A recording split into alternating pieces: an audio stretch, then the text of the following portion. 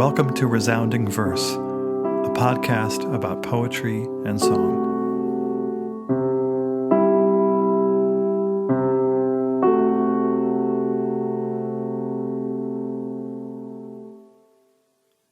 Labor Day by Lainie Fefferman. Brand new faces, familiar halls, tracking paces, feel it in my throat. Bones break, back aches, I could punch through walls. And then there's you. Heart explosions, arms aglow, big emotions. Pack up, it's time to go. Hours come, seconds go. Cut to my fun walk home, where there is you. Familiar faces, brand new halls, making spaces, sharing all I love. Calm comes, backstroke, keeping tallies of smiles and cheers. I know I've lost what I'm doing here. The words I just read you are words to a song written by Lainie Fefferman and Jascha Narveson, who are two composers who live in New York City. Lainie is someone I've known for, over 20 years, like 25 years. I first met her when I was a graduate student at Yale, and she was an undergraduate finishing a music degree, and we've been friends since. When I told her I wanted to do a podcast episode on this song by her and Jascha, she wrote me and said, "Those words are Lainie words," she called them, not poety words. And indeed, she told me that the words came in the midst of the creation of the song. She didn't write them down first and then set them to music. Instead, she and Jascha started creating sounds, creating a kind of musical groove with a repeated loop, and then Lainie started singing over that groove, and then the words gradually emerged from there.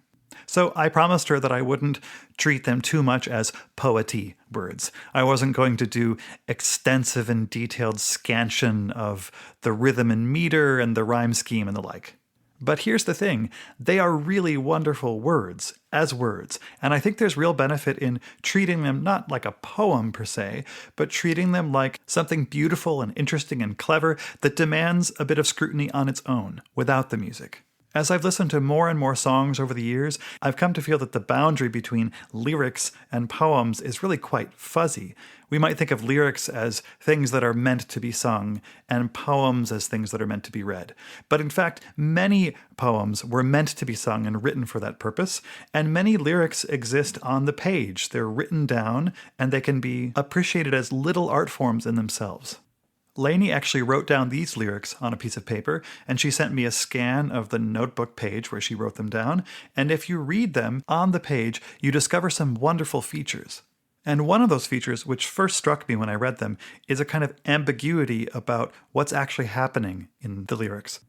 When I first read them a few weeks ago, I thought about my kids going back to school. We have a 12-year-old and a 7-year-old, and they had just started 6th grade and 2nd grade, respectively. And so my mind and heart was with them as they headed back to school and encountered brand new faces and familiar halls, to quote the first two lines of the lyrics. So just listen to these opening lines again and imagine a kid returning to school. Brand new faces, familiar halls, tracking paces, feel it in my throat. Bones break, back aches, I could punch through walls. And then there's you. I can certainly remember going back to school as a kid and feeling it in my throat, feeling anxiety, feeling a bit awkward, wondering how the year will go. I can also remember seeing certain people that made that anxiety go away, like a best friend I hadn't seen in some time, or a teacher that I really loved. And then there's you. I even thought of my two boys, Sam and Paul, who go to the same school and who sometimes run into each other in the middle of the day. And although they're brothers who fight, they really love each other. And I could imagine in the stress and hubbub of the first week of school, them seeing each other on the playground and thinking, there's you. There's my brother. So I was reading Lainie's lyrics and I thought, I get what this is about. This makes sense to me. It's about kids going back to school. And then my eye moved to the right of the title of the poem, and I should have seen this right at the beginning, and there are some notes to herself where she's listing some of the feelings she's trying to get at in these lyrics. And at the top of that list, she writes, teacher feelies. And those feelies are, in Lainie's words, pumped, exhausted, sick and aching, nutty, adorable, overexcited kids, cuddles and smooches when we get home, giggles. So of course I thought, this isn't about kids going back to school, it's about teachers going back to school. Lainie Fefferman teaches at the Stevens Institute of Technology in Hoboken, New Jersey, where she's a professor of music and technology. And Jascha Narveson, her partner, is on the computer faculty at St. Anne's School in Brooklyn. So they're headed back to school too, and they come home at the end of the day and see one another for what she calls cuddles and smooches. My wife and I do too. We both teach at the University of Oregon, and as I record this, we are gearing up to return to our academic year, preparing to see brand new faces and familiar halls, and leaning on each other as we do that. So here's one of the wonders of Lainie's words, which for her may not be poety, but in my mind do what the best poety words do. They give you just enough information to create a scene, to evoke a feeling, but they don't give you so much to give everything away. There's enough ambiguity in these words to open them up to be interpreted in different ways by different people. At the same time, there's enough specificity to give them real vividness and to make them pack a punch. I say the word punch, of course, thinking of that line, "I could punch through walls," which just perfectly captures that feeling that we've all had, but there are other lines that also have that effect. Lines that convey emotions clearly and economically with just enough words to make the point. I'm thinking of lines like "feel it in my throat," which I mentioned before, and even a simple two-word line like "calm comes." There's a nice kind of alliteration in that line, as there is in so much of these lyrics, and who needs any more words than that to make the point? I've been talking about individual lines and their simplicity and directness, which is one thing I love about these lyrics. But the lyrics as a whole also have a clear structure to them. There are later lines that satisfyingly echo earlier lines. The lyrics begin, "brand new faces, familiar halls," and then later we have "familiar faces, brand new halls." So there's a kind of inversion going on, which might suggest that the going back to school experience, whether for teachers like Lainie and Jascha, or for students like my two sons, is different depending on where you are. If, say, you're going back to the same grade school, but there are new kids joining your class, or you might be seeing familiar people in a new setting. If, as is the case with my 14-year-old niece, you're heading from middle school to high school to a new building, but you see many of the same people that you already know. There are other echoes too, like "bones break, back aches" earlier in the lyrics, and then later, "calm comes, back stroke." So the word "back" appears again. These kind of percussive consonants, "bones break, calm comes, back stroke," recur and give a sort of rhythmic rhyme to these parts of the lyrics. And then, of course, there's those two lines, "and then there's you," midway through, and "where there is you," a little further on. Lines that, by the way, have nothing percussive in them at all. "And then there's you." Lines that sound the way a warm embrace at the end of the day feels. The one line in the lyrics that I have to confess I didn't totally know how to feel about, I didn't know how to make sense of, is the last line, and it's, "I know I've lost what I'm doing here." The lyrics as a whole seem to be about finding something, not losing something. Finding a sense of community, finding a sense of calm, finding the smiles and cheers that take away the edge of the first week of school. Well, Lainie gave me her take on this line, and she said it was about forgiving yourself for feeling lost, or even celebrating that feeling. In her words, she said it was about giggling at being lost and deciding to love it as a feature, not a bug. Starting a new school year as a teacher, as a student, can be disorienting. It can make you feel lost. But Lainie is saying, give yourself a break, laugh at yourself. And what a lovely sentiment that is. However, it's not the sentiment that Jascha Narveson had in his mind when they were writing the song. She talked with him about this line, and he said, for him, it referred to the creation of the song itself, where as they went along and as they approached the end, they kind of got lost in the process. They got to the end and kind of wondered, what are we doing here? So here is proof yet again that good words, whether we think of those words as lyrics or poems or something in between, are good in large part because they can be read in different ways by different people. Labor Day by Lainie Fefferman. Brand new faces, familiar halls, tracking paces, feel it in my throat. Bones break, back aches, I could punch through walls. And then there's you. Heart explosions, arms aglow, big emotions. Pack up, it's time to go. Hours come, seconds go. Cut to my fun walk home, where there is you. Familiar faces, brand new halls, making spaces, sharing all I love. Calm comes, backstroke, keeping tallies of smiles and cheers. I know I've lost what I'm doing here. And here is the song Labor Day by Lainie Fefferman and Jascha Narveson.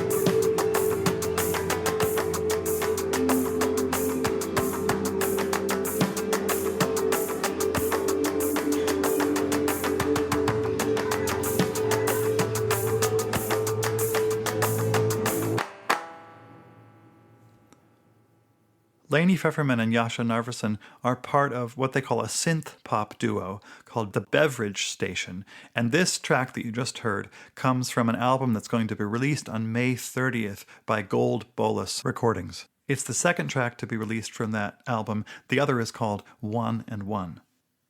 Lainie and Jascha are not just a part of this duo, however. They each compose their own music, and music in a variety of styles. Jascha is a composer, an audio engineer, and also a teacher, and he writes music for acoustic instruments and also for electronic instruments, and he composes electronic music for dance companies, for installations, and for video. Here's an example of one of his pieces. It's from a series of pieces called Sound Paper, and this is Sound Paper Roll 4, and it's called Tree Waves. Jascha describes it as a slow, ramp-shaped wave that branches into many copies of itself. He also calls it a rustling canopy of sound leaves. And that's a great descriptor. I love the way the piece is built upon a recurring loop. That's the ramp-shaped wave that changes as it goes. The entire piece is over 50 minutes long, and it's mesmerizing. Here's just the opening of it.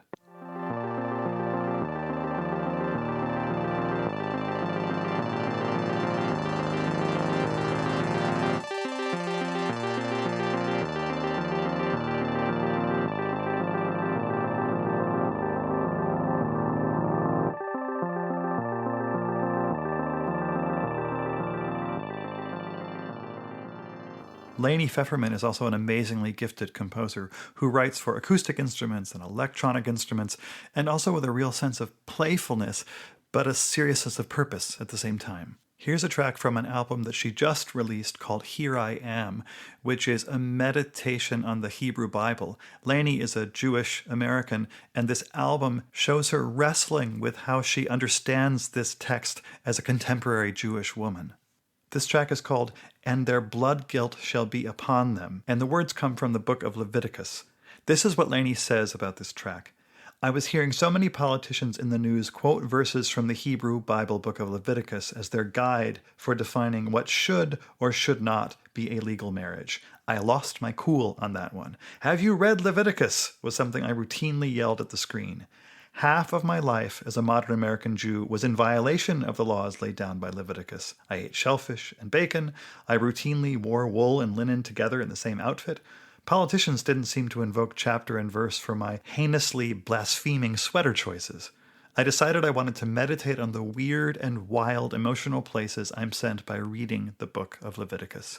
Here's a bit of that track, and it is indeed weird and wild. All winged swarming things that walk on all fours shall be an abomination for you, but of these you may eat among them.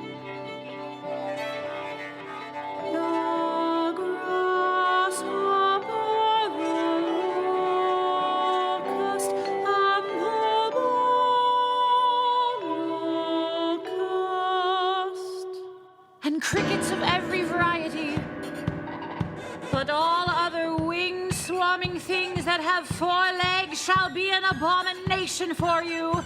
For I, the Lord, am he who brought you up from the land of Egypt to be your God. You shall be holy, for I am holy. So what do you get when you combine the immense talents of these two composers? Well, something like Labor Day, which has electronic music, loops like what we heard in Jascha Narveson's piece that change over time, and music with a touch of whimsy but also a powerful emotional core. One of my favorite things about this song is its groove, which has this steady feel. You can kind of tap your feet to it, but it's also wildly unpredictable. The feeling I get when listening to it is sort of like walking in a crowd. I'm walking steadily, but I keep being bumped and jostled by things around me. The way I'd be jostled if I were a kid or a teacher walking through the halls of a school where there's turbulence all around me. People heading into classrooms, people getting stuff from their lockers, people accidentally bumping into me in the hallway. There's a lot happening rhythmically and metrically to make this groove sound steady but unpredictable. But I think the easiest way to get a sense for how Lainie and Jascha create that effect is to hear a steady but predictable version of the song. What I've done is a little trickery to make the groove sound kind of boring, in fact. I've cut up the waveform so that things repeat in 8-beat chunks. So it could have sounded like this. 1, 2, 3, 4, 5, 6, 7, 8. Or like this. Less boring, but still a little pedestrian. 1, 2, 3, 4, 5, 6, 7, 8. But that's not what Lainie and Jascha do. They're much too interesting for that. Their groove moves in 9-beat chunks. 1, 2, 3, 4, 5, 6, 7, 8, 9. 1, 2, 3, 4, 5, 6, 7, 8, 9. 1, 2, 3, 4, 5, 6, 7, 8, 9, 1, and so on. That's a weird and wild groove. All the wilder because, and you might have noticed this, the numbers that I counted don't always sound like they're falling on beats. That's the kind of tripping effect that you experience. And there's a reason for that too, and it has to do with what we might call the smaller cycles within that larger 9-beat cycle. And I'm sorry for getting a little technical here, but imagine that the 1, 2, 3, 4, that those beats I was counting were quarter notes. And there were 9 of them in one big measure. Well, a quarter note has 4 16th notes in it. 1, 2, 3, 4 becomes 1 E and a 2 E and a 3 E and a 4 E and a. Well, what's so cool about this groove is that the main motive that starts it, this motive, and it happens quickly. That was it. Just 5 notes that rise in thirds. Da, da, da, da, da. That motive is spaced out so that it lasts 9 16ths, then 9 16ths, then 8 16ths, and then 10 16ths. What? You may be saying. Well, here is that groove, slowed down, and I'll count those 16ths. And I'll start over at 1 each time that low note, da, appears. 1, 2, 3, 4, 5, 6, 7, 8, 9. 1, 2, 3, 4, 5, 6, 7, 8, 9. 1, 2, 3, 4, 5, 6, 7, 8. 1, 2, 3, 4, 5, 6, 7, 8, 9, 10. 1, 2, 3, 4, and so on. Another way to think of it, especially if you didn't track all of that counting, is that you have a sheet of paper, and that sheet of paper is the 9-beat groove. And you'll want to divide it into 4 equal chunks, but it's kind of like you mess up a little bit. The first 2 chunks are the same size, but the third chunk is a little too short, and that means the last chunk is a little too big. Except that Lainie and Jascha didn't mess up. They did this on purpose to make the groove sound a little jostly, a little bumpy. And if you thought that was bumpy, here's the last time through that groove where they, quote-unquote, mess up even more. Instead of 9 plus 9 plus 8 plus 10, we hear 9 plus 9 plus 8 plus 9. 1, 2, 3, 4, 5, 6, 7, 8, 9. 1, 2, 3, 4, 5, 6, 7, 8, 9. 1, 2, 3, 4, 5, 6, 7, 8. 1, 2, 3, 4, 5, 6, 7, 8, 9. 1, 2, 3, 4, 5, 6, 7, 8, 9. So if your head hurts a little bit after that exercise, I'm sorry, but the point is here, if we kind of peer behind the curtain and look at their compositional workshop, there's a method to their madness. This groove sounds off-kilter, and it sounds off-kilter because it happens in larger cycles, but things are broken up unevenly. And indeed, Lainie told me that when they started to write this groove, they were thinking about 9s. Here's the groove at full speed, and just feel its jostly, bumpy effect. And imagine walking down the hallway of a school and feeling a kind of pleasant chaos.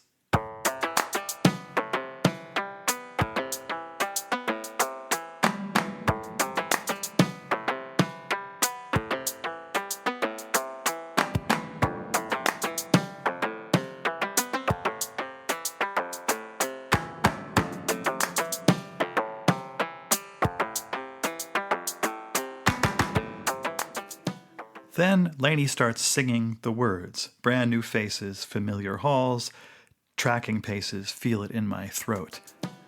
Brand new faces, familiar halls, tracking paces, feel it in my throat. And what's striking here is that for all the visceral energy of this groove, her singing sounds kind of detached. She sings in a breathy tone. She's not always on those beats. She's allowing herself to kind of float between them. And it sounds almost like she's watching this scene from afar. It could be that she's remembering it. Imagine coming home from school as a child or a teacher and looking back on your day. Or it could be that she's kind of watching herself from afar in the moment. I've certainly experienced that before, especially when I'm feeling a bit of anxiety, when I'm encountering something new. It's as though you're experiencing it in two ways at once, in the real moment and also from the outside, like you're watching it through a camera. Here's a later section of the song, about a minute's worth of music.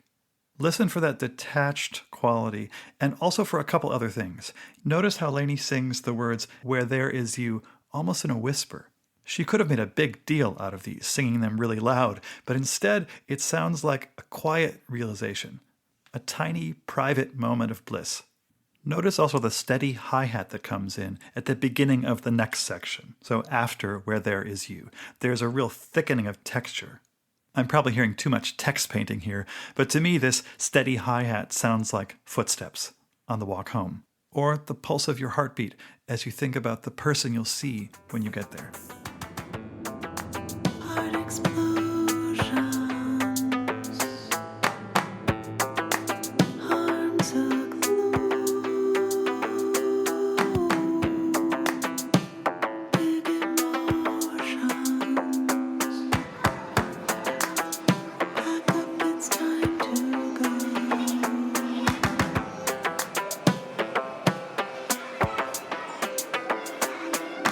Hours come, seconds go. Cut to my fun walk home.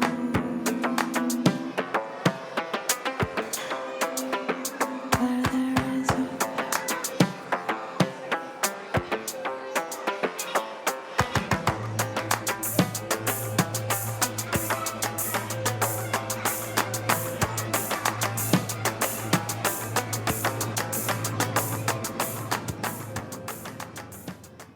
So one more thing about this back to school song. Remember when I talked about the last line, "I know I've lost what I'm doing here," which puzzled me a bit, and then Lainie told me it had to do with enjoying the feeling of being lost in your life, and Jascha told her that it had to do with enjoying the feeling of being lost at the end of this song and ending up somewhere beautiful and unexpected.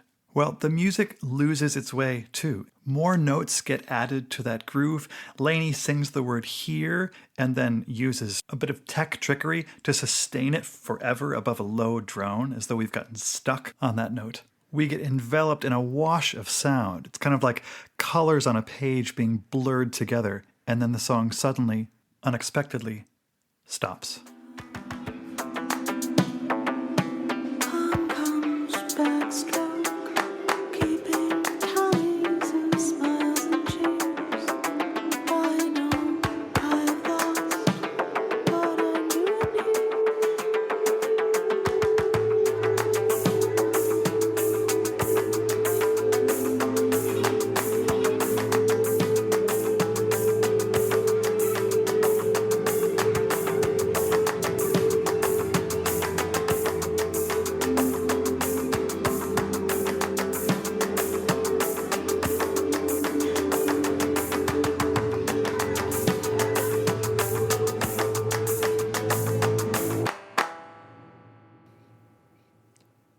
Oh, I love that ending. And I love the way this pop song works. Whatever that word means to you, quote unquote pop song. It's a song that's written with grooves and synths and all the production we associate with pop music, but written by two composers who write quote unquote art music with words that were written down on the page, not meant to be poetry, but with all the richness and subtlety of poetry. In short, it's a song that doesn't fit into neat categories. But maybe, we don't need those categories after all. Maybe all we need when we listen to any piece of music is an alertness to the craft that went into it and the emotions that it evokes. Here, once again, is Lainie Fefferman and Jascha Narveson's Labor Day.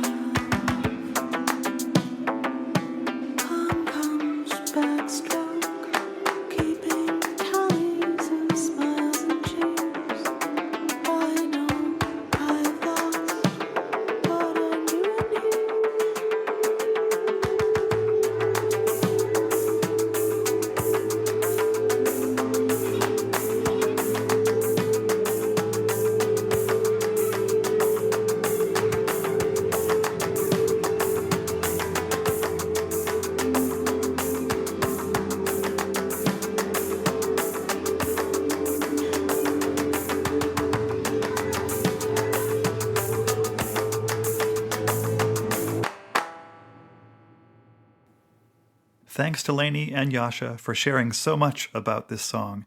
If you like this music, check out The Beverage Station online and look forward to the release of their album this May.